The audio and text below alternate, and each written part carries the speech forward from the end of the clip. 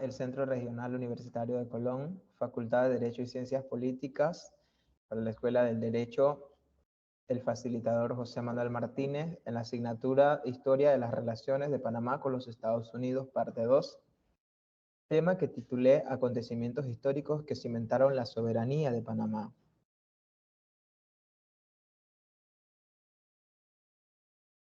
Mi nombre es Andy Hill Sáenz, pertenezco a la licenciatura en Derechos y Ciencias Políticas del primero B nocturno de la Universidad de Panamá.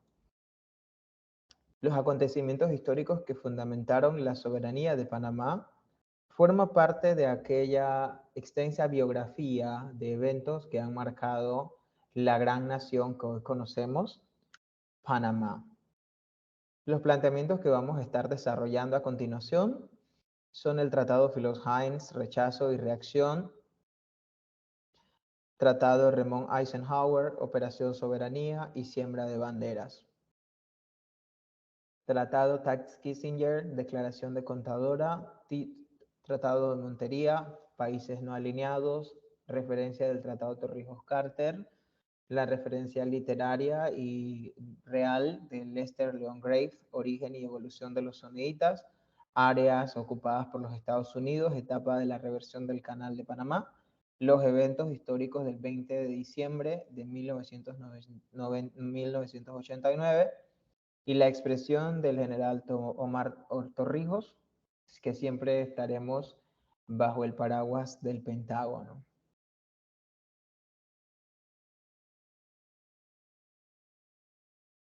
El primer punto es el rechazo y reacciones del Tratado Philos-Hines. Este rechazo del Tratado Philos-Hines de 1947 es otra de las fechas históricas del pueblo panameño. El convenio Philos-Hines, cuyo nombre real era Convenio de Bases, se firmó el día 10 de diciembre del año 1947 entre el ministro interno de Relaciones Exteriores de Panamá, Francisco Philos, y el embajador de los Estados Unidos, el general Frank T. Hines, con el visto bueno de sus respectivos presidentes, Enrique A. Jiménez y Harry S. Truman, el que se acordaba la cesión a los Estados Unidos por un lapso prorrogable de 10 años de territorios para bases militares en Jaque, Isla Grande, Isla del Rey, Las Margaritas, Pocrí, Punta Mala, la base del Río Hato, Salud, San Blas, San José, Taboga y Taboguilla y Victoria. Este convenio surgió debido a que en 1942 se firmó un acuerdo en donde le concedían a Estados Unidos la ocupación de 134 sitios de defensa en la República de Panamá durante la Segunda Guerra Mundial como protección a la zona del canal, pero Estados Unidos no tenía la intención de evacuar estos sitios una vez terminada la guerra, por los que se firmó el convenio Philos-Hines en 1947. Para el 12 de diciembre de 1947 es el Día Popular Rechazo del Tratado Philos-Hines. Esa fecha es histórica para el país y es importante resaltar la participación de la Federación de Estudiantes de Panamá, FEP, y el Frente Patriótico de la Juventud, que influyó decisivamente en la opinión pública para el rechazo del convenio. Para ese día un grupo de estudiantes universitarios se apersonaron al Instituto Nacional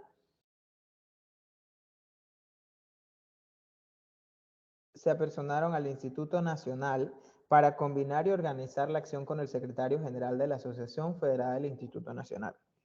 En el instante se procedió a tocar la campana institutora, que significaba la alarma a convocatorias para las asambleas generales. Después de arengarlos y explicar y discutir la intención gubernamental, salieron a las calles dispuestos a luchas porque el ignominioso convenio Philos-Hines no pasara su aprobación en la Asamblea Nacional de Diputados. Los estudiantes en la calle a gritos y a voces demandaron nuestra libertad como nación y denunciar el convenio Philos-Hines como una actitud entreguista. La estrategia tuvo como resultado la condición de aplacar los ánimos de los estudiantes. Estuvo presente por la represión, lo que encendieron más la fuerza de defender la patria. Día siguiente, salir a la calle fue para ayudar a reiterar la postura estudiantil y para que se efectuara posteriormente otra movilización de protesta con 10.000 mujeres por el ataque criminal de la Guardia Nacional hiciera en su primera etapa y donde cayera mal herido el estudiante panameño Sebastián Tapia. Durante todos esos días hubo agitación popular y estudiantil a lo ancho y largo de la República. Desde Penonomé y Antón viajaron estudiantes de los pueblos a la base del Ribato para tomársela. Al final, por la represión masiva de más de 20.000 personas en las calles el día de su discusión, Unánimemente se rechazó el convenio de las bases militares que se pretendía imponer. Al hacerse público que se produjeron protestas de distintos colectivos panameños, incluidos miembros de la Asamblea Nacional como Ricardo J. Alfaro y el expresidente Armodio Arias el 22 de diciembre, la Asamblea Nacional rechazó por unanimidad el convenio en 1948 y Estados Unidos desmanteló todas las bases excepto las de la zona del canal. Como podemos ver, pues, a través de este tratado, es donde Estados Unidos siempre ha tratado de imponerse, de poder segregar sitios de distintas naciones, porque no solo Panamá ha estado bajo esa forma de gobierno, digamos que hegemónico, de querer controlar tanto los territorios como algunas instituciones dentro de otras naciones. Pues Panamá no escapó a esa realidad que han estado sometidos países del Oriente, países asiáticos, pues Panamá también formó parte como aquella norma que se tenía pues de que Estados Unidos había defendido a Panamá de cierta manera o diplomáticamente en el momento de la independencia de 1903. Tratado Ramon Eisenhower.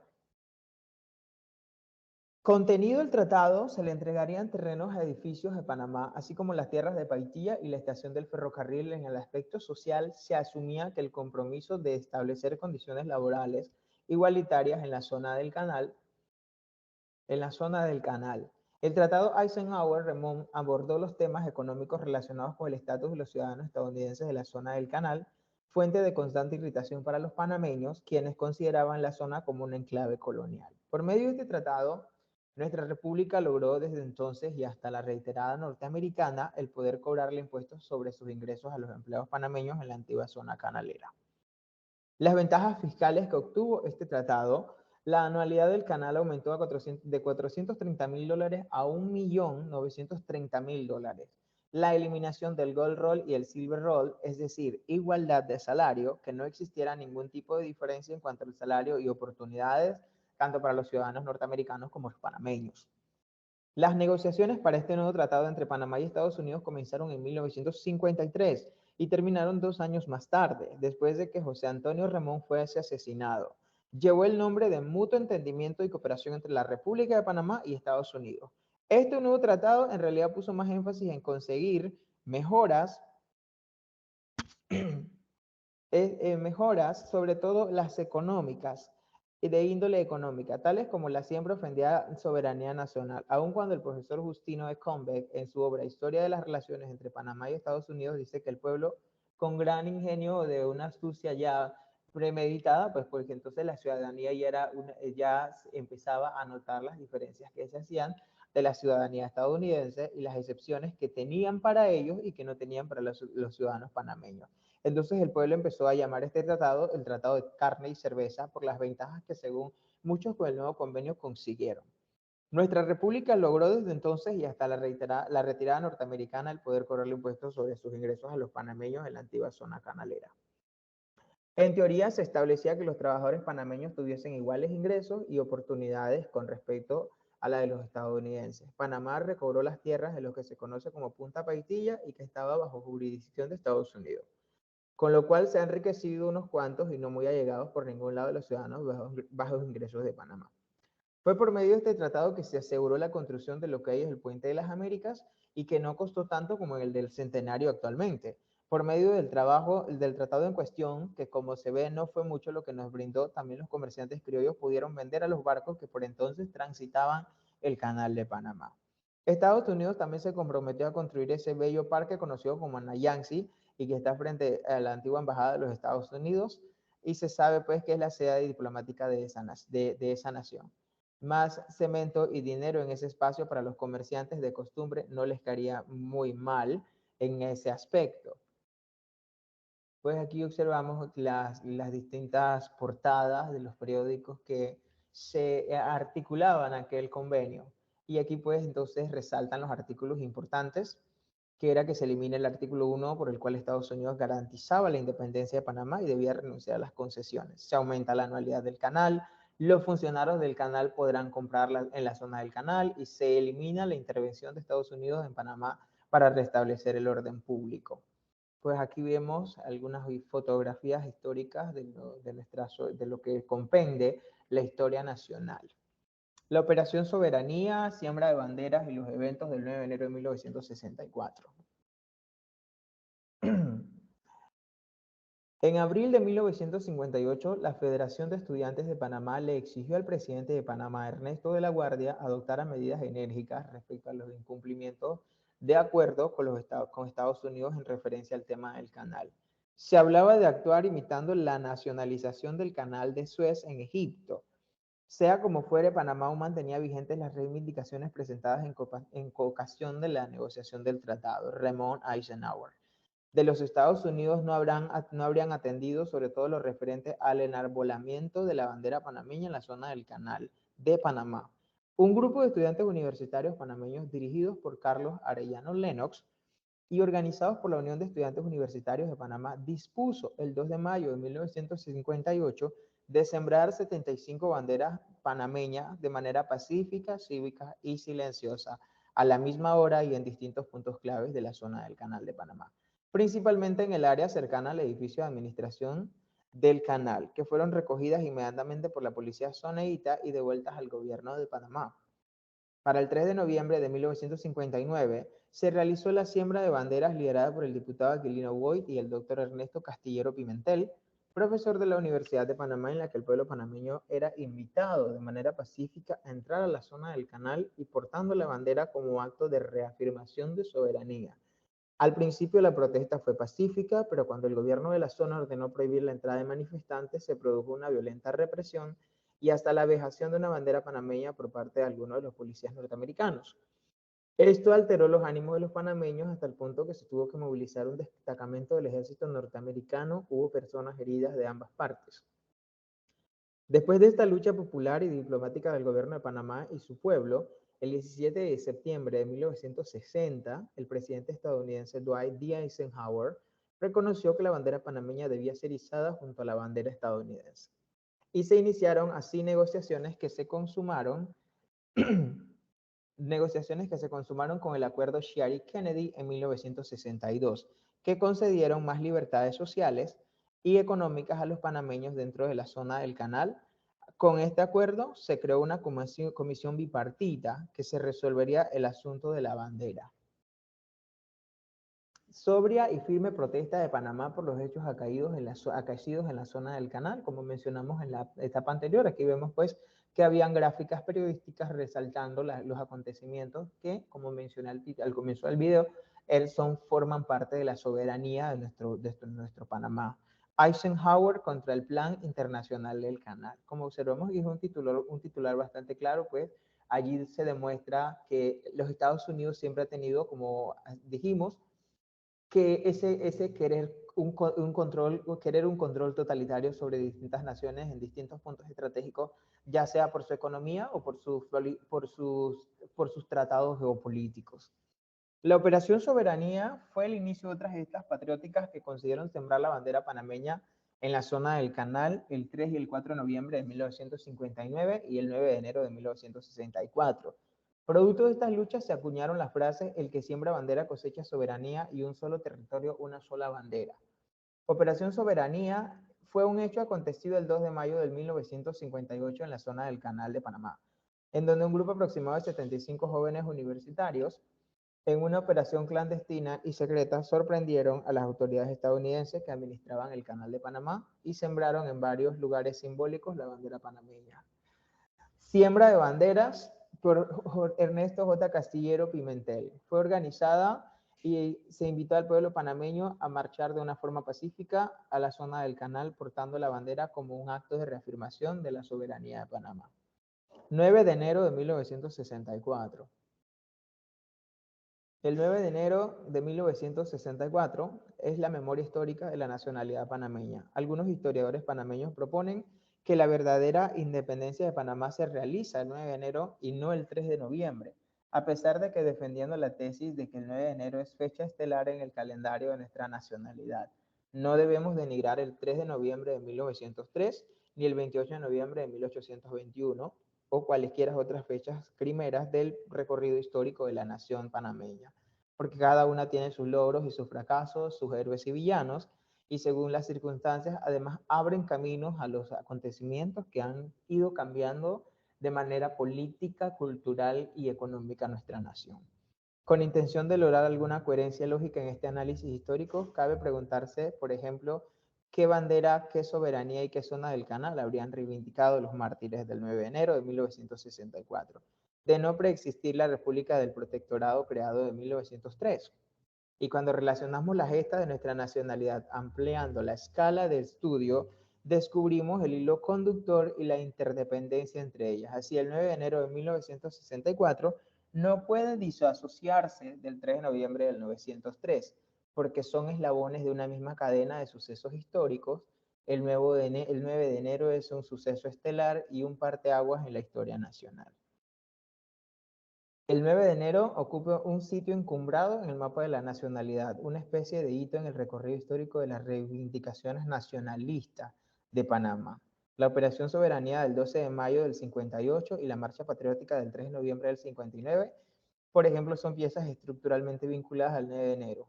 En ambos acontecimientos se involucraron la participación de estudiantes y jóvenes profesionales quienes irrumpieron pacíficamente en la zona del canal. En la zona del canal. Por otro lado, el alcance del 9 de enero se extiende a los tratados Torrijos-Carter de 1977 y al traspaso del canal de la administración panameña de 1999, con el contexto de la saga nacionalista contra el enclave colonial de la zona del canal. El 9 de enero de 1964 destaca como fecha cimera, y así lo entendieron los sueneitas, sus autoridades y el ejército estadounidense, a pesar de haber iniciado con una manifestación pacífica aprobada por las autoridades de Panamá y la zona del canal en cumplimiento del acuerdo Kennedy-Chiari.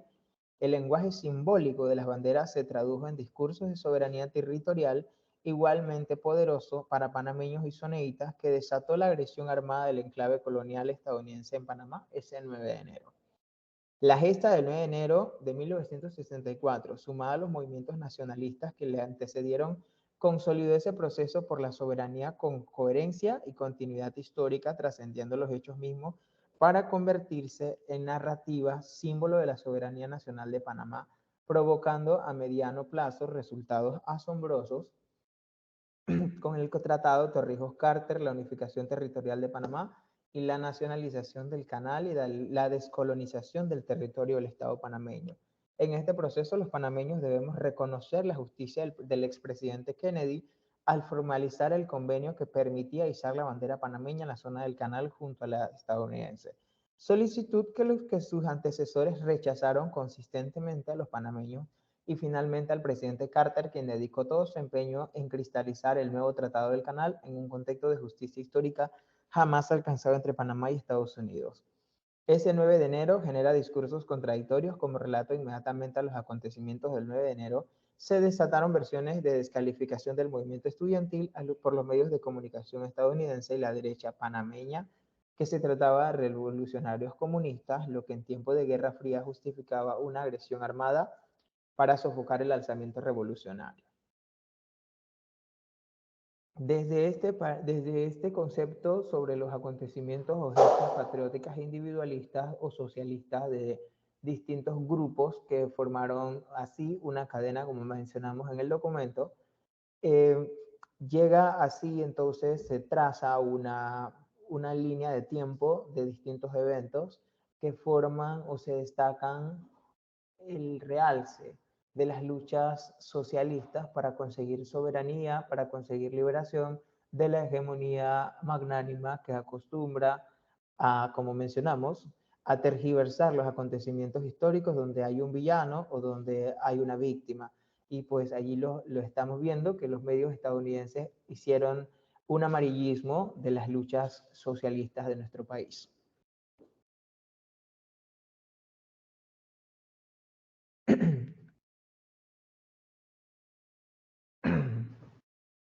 Hoy en día conmemoramos la gesta patriótica del 9 de enero de 1964, pero algunos todavía no conocemos a profundidad por qué se da exactamente el 9 de enero de 1964. Realizando esta investigación histórica y amplia, podemos resaltar que en esa época la etapa escolar culminaba en enero. Entonces, fue por esa razón que algunos se preguntan por qué habían estudiantes en el Instituto Nacional, por qué había en las escuelas norteamericanas.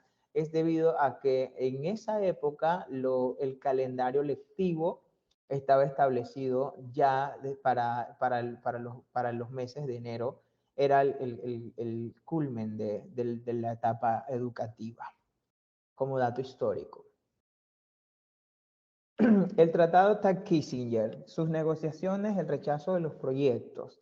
El Tratado de 1903 y sus enmiendas serán abrogados al concertarse un tratado enteramente nuevo sobre el canal interoceánico. En esta parte de la referencia histórica que tenemos sobre el Tratado Taft-Kissinger, resaltaremos los puntos más importantes que se llevaron a cabo.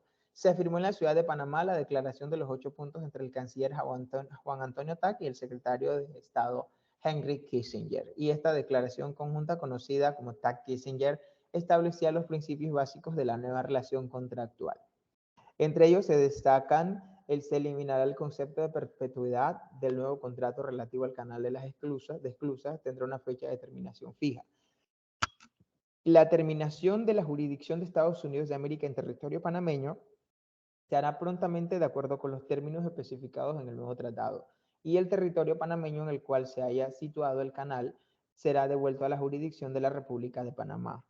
Conferirá a Estados Unidos de América por la duración del nuevo tratado sobre el canal interoceánico y conforme se establezca en el documento el derecho de uso sobre las tierras, agua y espacio aéreo que sean necesarios para el funcionamiento y mantenimiento y protección de defensa del canal y el tránsito de las naves. La República de Panamá tendrá una participación justa y equitativa en los beneficios derivados de la operación del canal y su territorio. Se reconoce que la posición geográfica de su territorio constituye el principal recurso de la República de Panamá.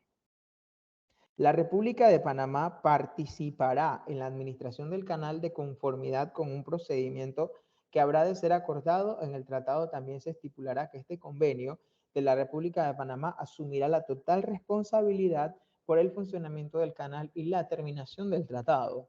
La República de Panamá participará con Estados Unidos en la protección y defensa del canal, de conformidad con lo que se acuerda en el nuevo tratado. Estados Unidos de América y la República de Panamá, reconociendo los importantes servicios que el canal interoceánico de Panamá brinda al tráfico marítimo internacional y teniendo en cuenta la posibilidad de que la vía acuática podrá llegar a ser insuficiente para dicho tráfico, convendrán bilateralmente en provisiones sobre obras nuevas que amplíen la capacidad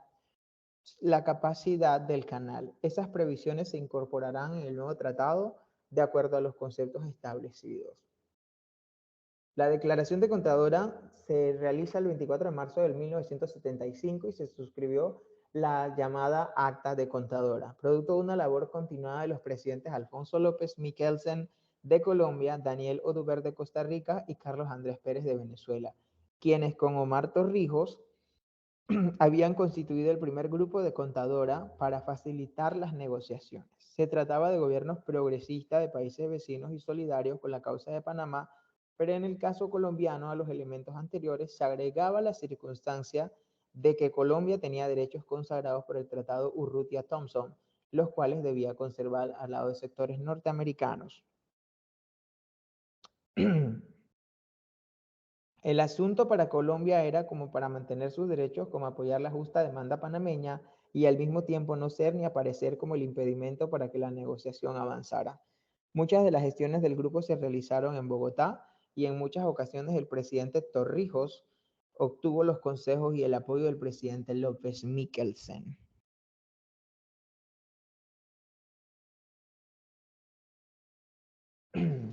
Uno de los organismos de gran protagonismo durante la segunda mitad del siglo XX fue el movimiento de países no alineados, una demarcación de la que apelaban aquellos países que tomaban distancia de los polos del poder de aquellos años. Surgida en 1954, la iniciativa reunió inicialmente a Birmania, ahora Myanmar, Ceilán, posteriormente Sri Lanka, Indonesia y Pakistán con el propósito de crear un frente asiático neutral y en 1961 se constituyó oficialmente el movimiento durante una cumbre realizada en Belgrado, capital de la entonces Yugoslavia. Fue una voz crucial en el ascendente movimiento anticolonial de los años 60 del siglo pasado y constructor de una agenda donde se reflejaron demandas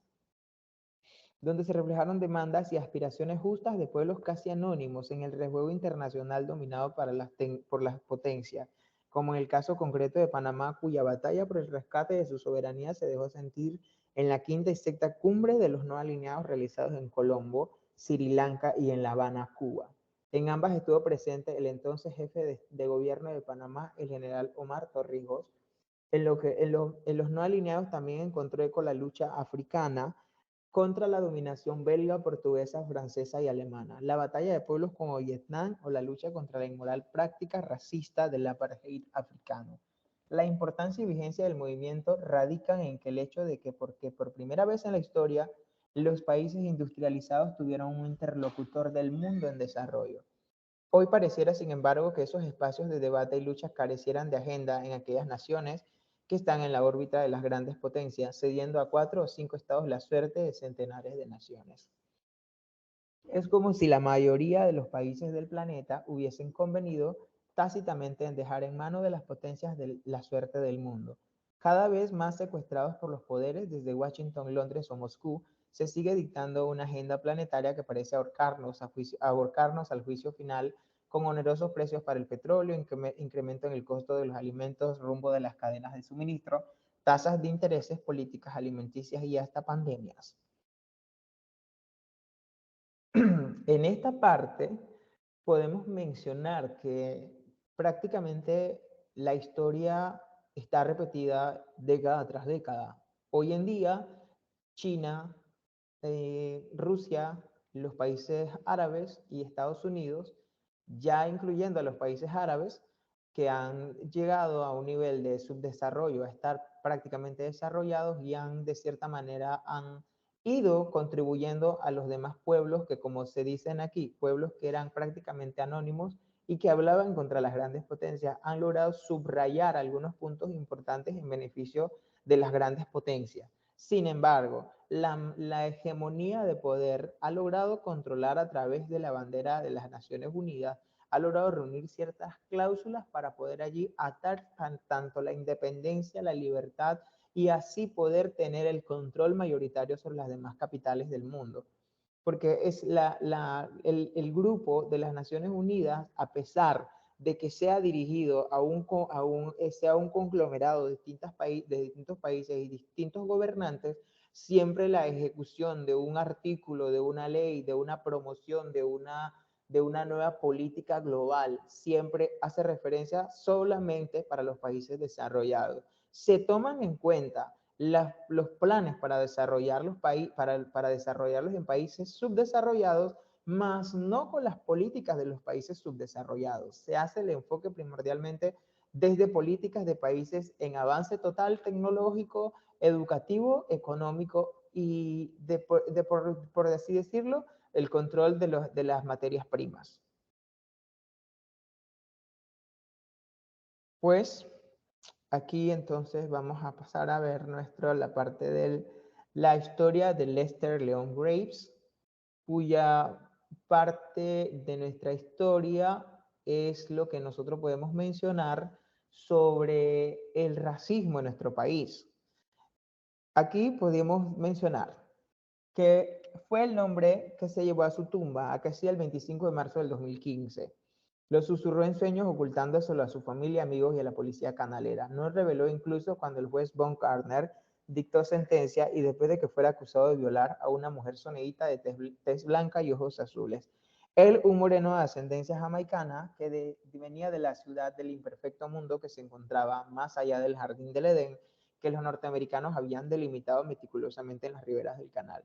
Pero Graves sabía muy bien que no la había forzado y que ella se había entregado por amor, un amor que fue creciendo con los niños mientras ambos jugaban en la residencia canalera.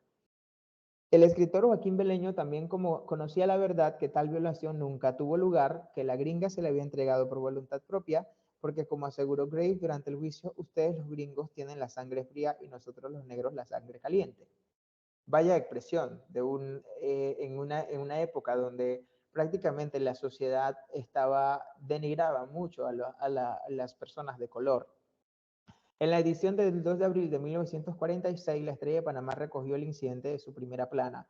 También lo hizo el diario La Hora, además un periodista con oficio y ambiciones literarias llamado Joaquín Beleño, a través del personaje de Atá inspirado en el de Grave. El escritor denunció que el verdadero crimen del condenado había sido sucumbir ante una pasión prohibida y a un amor imposibilitado por el contraste surgido entre la palidez de ella y el torno atesado de la piel de él. Para el avileño, la verdadera ofensa de Grave había sido provocar la intolerancia del sistema soneíta, en la que los negros que laboraban en la zona se les pagaba como silver roll, mientras que a los panameños se les restringía la entrada a una ciudadela colonial establecida en el corazón de su propio país. Esa condena fue producto de una discriminación que había entre blancos y negros, gringos y panameños. Una mujer blanca sostuviera un romance con un negro representaba una ofensa para los que vivían en la zona del canal.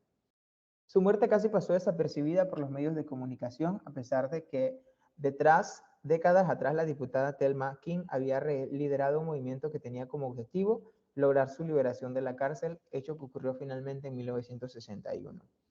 Su liberación también había tenido un impacto limitado en la sociedad panameña, así lo evalúa el escolástico Fulele Calvo, quien llevara las riendas de la sala de redacción del diario La Hora. Nadie le dio mucho despliegue, como él era el negro y de origen jamaicano, no tuvo mucha trascendencia, salvo para un grupo minúsculo de la población.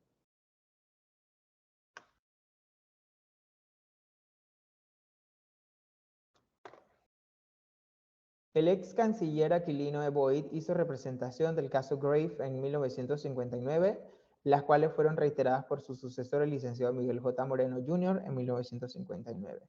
En ocasiones se llegó a decir que el juicio y sentencia de Grave no fue hecho en forma pública, no concediéndosele la facilidad de un abogado. A estas declaraciones del juez Guthrie Crowe de la Corte Distrital de la Zona declaró en una ocasión que a Grave se le había juzgado en forma justa y que fue representado por un consejero y además se le habían dado amplias facilidades para que hablara en su propia defensa. El caso de Grave fue conocido por el juez Von Gardner, actualmente retirado y residente en Kentucky, Estados Unidos. Durante el juicio, el acusado Grave aceptó conocer la naturaleza de los cargos que se le hacía, aceptando la culpabilidad de los hechos, luego de conferenciar con su abogado de W.C. Todd, accediendo a no decir nada hasta pronunciada la sentencia. Y de esta historia entonces se creó aquella novela o obra literaria llamada Gamboa Road Gang.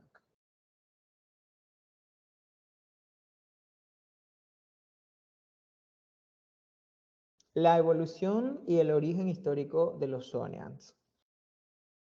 El 15 de agosto de 1914 se inauguró el Canal de Panamá y con ello dio comienzo una de las convivencias coloniales más peculiares del siglo XX, vigente en el país de América Central hasta 1999, cuando la soberanía del canal fue transferida de los Estados Unidos a Panamá. La zona del canal, con ello se dio la zona del canal como se conocía, el lugar en el que vivían los miles de americanos dedicados al mantenimiento del canal. Era un paraíso en la tierra, un lugar idílico en el que apenas se trabajaba y sus habitantes disponían de una multitud de privilegios económicos y sociales en un entorno marcado por las agradables temperaturas caribeñas, y eso siempre y cuando fuesen descendientes de americanos blancos, claro está. Los Sonian, como se autodenominaban los habitantes de las 533 millas cuadradas controladas por civiles americanos, dispusieron a lo largo de todo el siglo XX de casas subsidiadas, servicios públicos y exclusivos y otros beneficios derivados de su condición de expatriados. En definitiva, vivían en el American Way of Life, en su recóndito lugar entre el Mar Caribe y el Océano Pacífico, como ha explicado Michael Donoghue, autor de La Tierra Fronteriza en el Istmo, Raza, Cultura y Lucha por la Zona del Canal. En un artículo publicado en BBC News, aparecía una ciudad del sur de Estados Unidos trasplantada a mitad de América Central, durante las épocas más conflictivas. 100.000 americanos vivían en la zona, aunque por lo general la cifra se reducía hasta los 50.000 aproximadamente. La población de Boadilla del Monte Ogaba, quienes ocuparon la zona cuando fueron abiertos a comienzos del siglo pasado. Tan solo los americanos que habían trabajado en la construcción del canal y sus descendientes, a los que se desplazaban a dicho territorio, como explica una investigación realizada por la Universidad de Panamá por Tomás Herrera Calix, los Sonians gozaban de los privilegios que le concedían la nacionalidad americana, mientras que el resto de trabajadores del canal fueron considerados panameños desde la secesión de Panamá de Colombia, la separación de Panamá de Colombia en 1903. Ello provocó una importante fractura social en un país que en 1960 apenas contaba con 1 millón de habitantes y cuya colonia significaba un 10% de la población total. Los Sonian nunca se consideraron panameños y comenzaron a utilizar dicho nombre en 1925 para diferenciarse de los miles de obreros afroantillanos cuyos descendientes obtuvieron la nacionalidad panameña. Los Sonians apenas viajaban a la capital y ya tenían todo lo que necesitaban en la zona. La separación no era solo geográfica, sino también cultural. La mayoría siguió empleando el inglés como su idioma principal y las autoridades se preocupaban de que las últimas novedades hollywoodenses llegaran a los cines que podían encontrarse en la zona. Además, disponían de sus propios clubes deportivos, de un centro educativo más alto nivel, el campus de Panamá, de la Universidad de Florida. El abastecimiento de los productos de primera necesidad no se realizaba desde no se realizaba desde y disfrutaban del campus, el abastecimiento de los productos de primera necesidad no se realizaba desde el resto del país, sino desde Estados Unidos. Entre las prebendas en las que disfrutaban figuraban más de 45 días de vacaciones pagadas con agua gratuita, un descuento del 50% en la electricidad que consumían, vivienda barata, una rebaja en el precio de los productos consumidos, automóviles y yates libres de impuestos y educación gratuita para sus hijos, como aparece recogido en la revista Diálogo Social en su ejemplar de agosto de 1975. Entre los célebres descendientes de la zona se encuentra John McCain, el político republicano que perdió las elecciones frente a Barack Obama en el 2008, y el músico Stephen Stills de Crosby, Stills Nash Young, y que habitó en la región durante su infancia.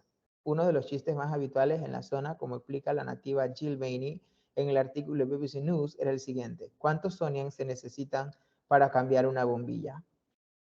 Dos, uno para llamar al servicio de viviendas y otro para preparar las bebidas. Los testimonios dan fe de un lugar edénico situado en mitad de la jungla rodeado por la frondosa vegetación y los animales salvajes. Una buena recompensa por estar dispuestos a vivir como colonos lejos del hogar y en un ambiente extraño, sugería la política estadounidense que se mantuvo vigente durante décadas y que también dio lugar a su propio apartheid en Centroamérica.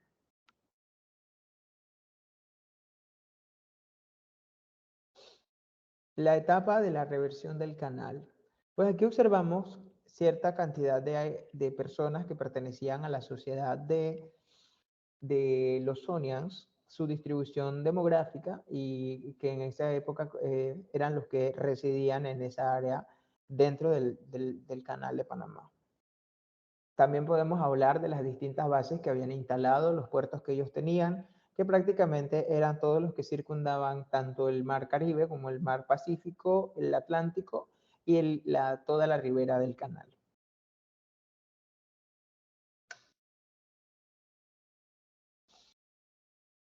La expresión confesionar, el presidente estadounidense Jimmy Carter y el líder militar panameño Omar Torrijos firman los tratados que establecen la entrega del canal hasta en 1999.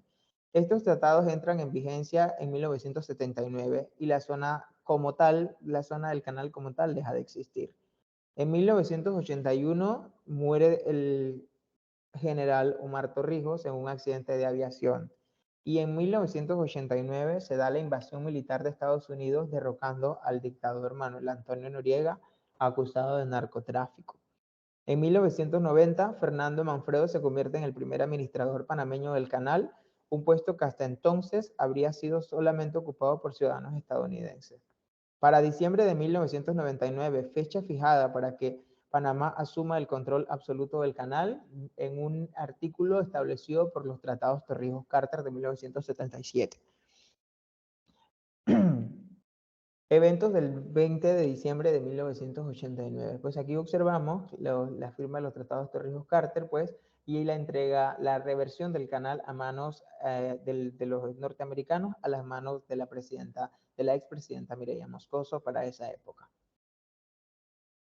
20 de diciembre de 1989 en Panamá. Se da lo que es la invasión de los Estados Unidos a Panamá, pues ya se ha podido observar en distintas cronologías de eventos históricos, no solo de Panamá, sino de otras naciones, como se mencionó, en el Golfo Pérsico, en Camboya, hay rastros históricos de las invasiones y las estrategias de guerra que utilizaba Estados Unidos contra las potencias menores. Entonces Panamá no escapa de ese punto o de ese enfoque que tuvo siempre los Estados Unidos de poder intervenir de manera grotesca y así acceder a lo que ellos necesitaban o a lo que ellos perseguían dentro de las fronteras del país. Hay una serie de complejos acontecimientos en orden cronológico que crean el marco histórico de este triste evento, a saber, la trágica y misteriosa muerte del general Omar Torrijos Herrera el 31 de julio de 1981, cuando se estrella la avioneta donde viajaba en el área montañosa de la provincia de Coclé. La muerte del máximo líder militar del país da paso a un entorno de inseguridad política y económica en el país. A raíz de la muerte del general Torrijos y se suscita una lucha de poderes en el engranaje militar. La misma se refleja con el cambio continuo en el poder de líderes presidenciales. Al general Torrijos le sucede el coronel Florencio Flores. Cabe recalcar que en aquel entonces la figura del presidente era política manejada por la milicia. Posteriormente, en ese collage de poder donde sobrevive el más fuerte, queda al mando Rubén Darío Paredes. En medio de escándalos y supuesta malversación de fondos públicos, se suprime drásticamente del poder el presidente Aristides Arroyo debido a su alineación de progreso y política exterior relacionadas al país norteamericano, lo que no era visto con buenos ojos por los líderes militares. En el año 1982, Aristides Royos es reemplazado por Ricardo de la Espriella. El país se enfrentaba entonces a una gran crisis económica. En otra instancia, el general Paredes se retira de la Guardia Nacional para fungir como candidato presidencial con el supuesto apoyo de su partido, pero este apoyo no dio los frutos esperados y Paredes desiste de sus aspiraciones ya que es el único camino que le queda. La coalición de Liberación Nacional apoya entonces al candidato Nicolás Ardito Barletta. Las elecciones de 1984 fueron de naturaleza fraudulenta y se proclama a Nicolás Ardito Barletta como triunfador. Las reformas de la administración presidencial de Barletta representan un alza en los impuestos del país, por lo que las protestas de Cocina, Coordinadora Civilista Nacional, no se hicieron esperar en las mismas, fueron protagonizadas por estudiantes y profesionales de diversos sectores.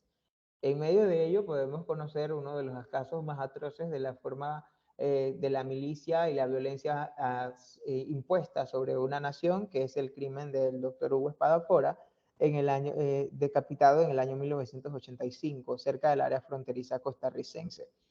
En medio de tanta violencia, el pueblo exige que se habilite una investigación, lo que prácticamente obliga al presidente Barletta a iniciar un proceso de investigación.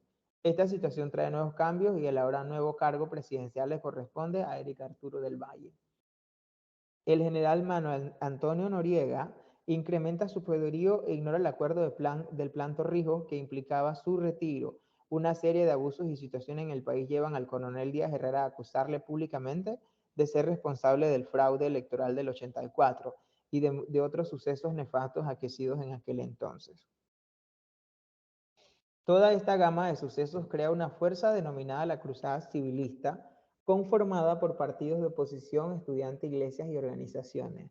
La fuerza civilista se manifestó en diversas protestas que se caracterizaban por tocar cacerolas, bocinas y pitos, y por otra parte el despliegue de banderas blancas presente en todas las protestas en contra del gobierno militar de turno. La Cruzada Civilista organizó un paro general para el 27 de julio de 1987. Hubo fuertes enfrentamientos, todo esto culminó con el arresto de Díaz Herrera y su familia. El denominado cierre bancario. En este periodo de tiempo se congelan los fondos del Banco Nacional y el gobierno estadounidense se realiza la misma acción en concepto de operación en el canal interoceánico. El 25 de febrero de 1988, Eric Arturo del Valle anuncia la destitución de Manuel Antonio Noriega al poder, pero el poder de Noriega era superior y sustituye a del Valle por Manuel Solís Palma. Entonces el ministro de Educación Las elecciones de 1989 se dan en el marco de participación de dos coaliciones partidistas, la Coalición de Liberación Nacional y de la Alianza, la oposición civilista.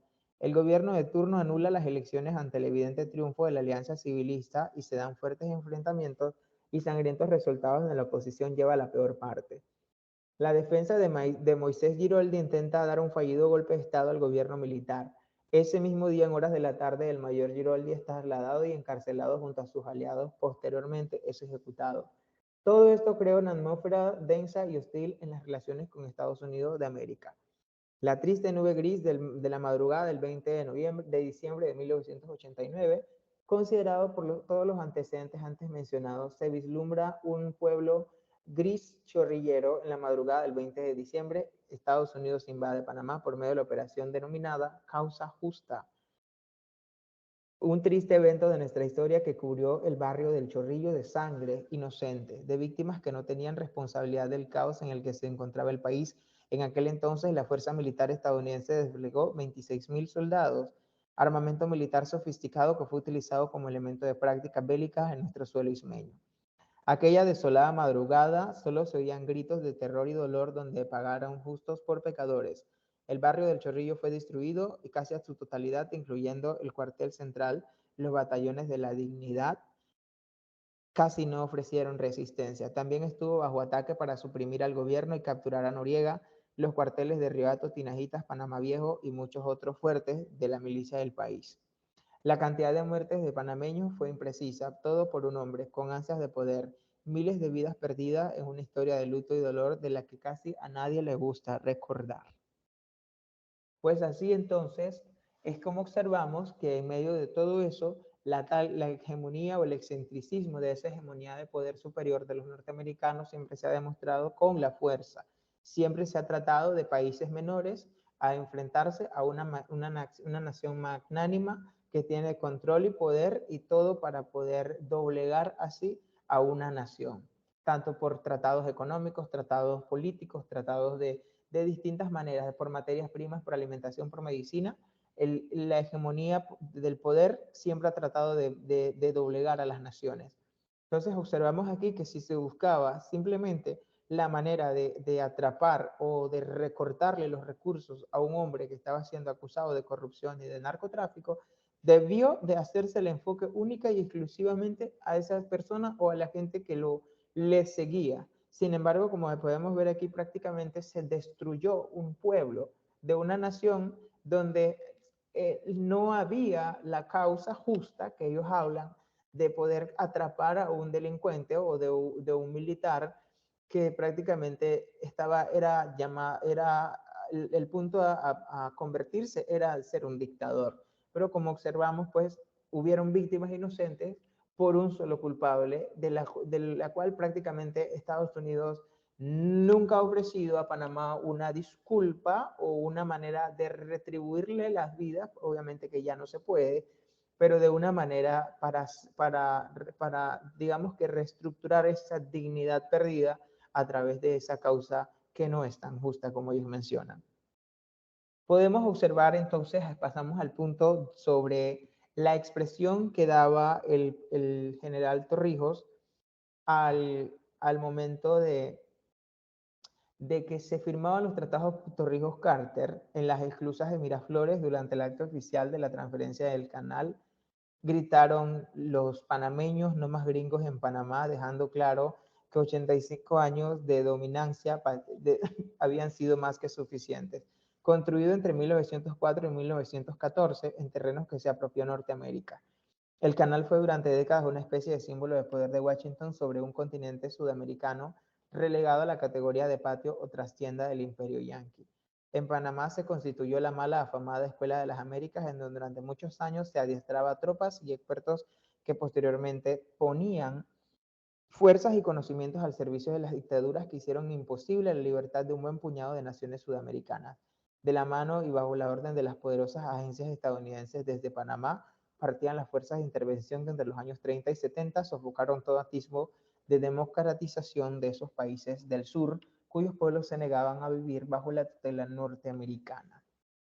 La situación era tal que incluso en 1977, cuando el panameño Omar Torrijos Herrera firmó la actual devolución con el entonces presidente Jimmy Carter, máxima representación honorífica de Washington en la entrega del canal, no pudo dejar de advertir con cierta amargura: siempre estaremos bajo el paraguas del Pentágono.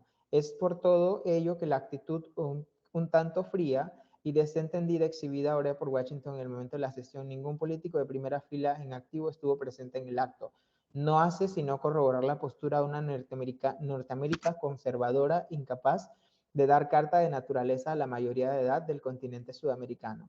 Francamente, a estas alturas y bajo la presidencia del demócrata Clinton en esa época, de 1900 al finales de los 90, era de esperar un distinto porte. Y fue acertado Torrijos en llamar el Tratado de Neutralidad Permanente el paraguas del Pentágono, título que se acomoda a la realidad panameña con sus inviernos lluviosos y veranos ardientes. No fueron los próceres de 1903 los que trajeron a los gringos al istmo. Ellos ya estaban aquí gracias a los colombianos que por sus temores con la Gran Bretaña se apropiaron del istmo, y sus temores con los ánimos separatistas de los panameños buscaron el paraguas protector de los Estados Unidos. Entonces, como vemos a lo largo de la historia, Panamá sigue codependiendo de una nación superpoderosa, de la cual se reciben materias primas, se les permite el tránsito en el canal, y Omar Torrijos estaba seguro de eso, de que iba a llegar un momento en el que si Estados Unidos desamparaba el canal de Panamá o algo, probablemente iban a haber más preguntas que respuestas.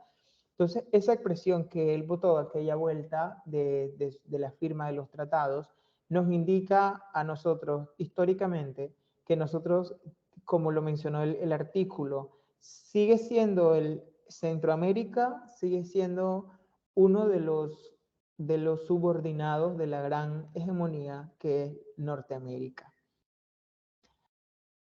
Y aquí pues entonces tenemos gráficas donde el general Torrijos expresa la forma en la que él amaba a su pueblo, de tal forma que él solo quería que fuera libre, que cada panameño se haga un examen de conciencia y comprenda que cuando la patria exige el máximo de sacrificios, a la patria no se le ponen condiciones. Actualmente tenemos distintas gamas de ramas políticas derechistas e izquierdistas, pero todas no están pensando en el pueblo panameño. Simplemente están pensando en cómo sacar a flote tanto sus empresas o contratos millonarios para beneficios individualistas y no la construcción de una nación o desarrollar una nación que tiene potencial tanto político como geográfico. Muchas gracias.